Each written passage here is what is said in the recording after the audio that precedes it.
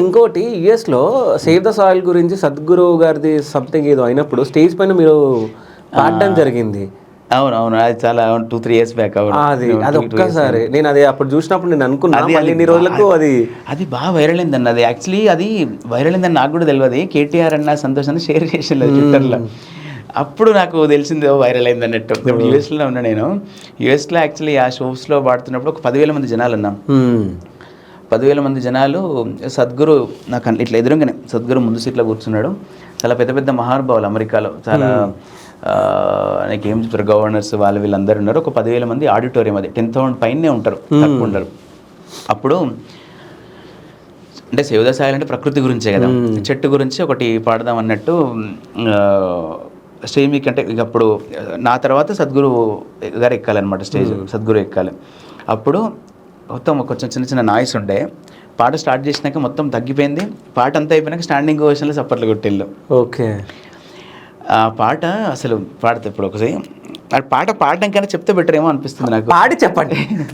Okay. చెట్టును నరకడానికి వస్తాడు వాడు.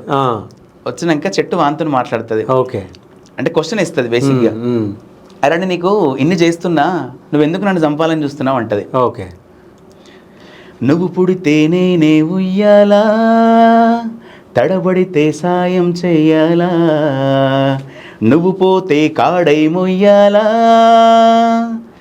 నువ్వు చేసే పని ఏందియ్యాలా, మనిషి నువ్వు చేసే పని ఏందియ్యాలా. నన్ను నరకడానికి వచ్చినావు కదా, నువ్వు నమిలే భోజనమవ్వాలా, నీవు పెరిగాలి నీవ్వాలా, నీ గూడై రక్షణ కాయాలా, మనిషి నీ కక్షకు నే బలి కావాలా.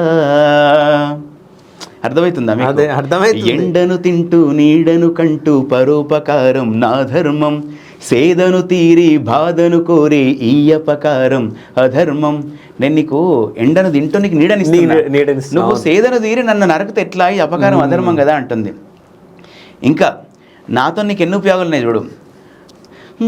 నన్ను రాల్చి చందనాలుగా, నన్ను కాల్చి ఇంధనాలుగా, అణువణువు ఔషధాలుగా, తనువంతా భూషణాలుగా, మరి నాపై ఏంటి మీ పగ, నన్ను చెక్కి ఆసనాలుగా, సంగీతపు సాధనాలుగా, నువ్వు చదివే పుస్తకాలుగా, నీ పూజకు పూలు నావిగా, మరి ఎందుకురా ఈదగా.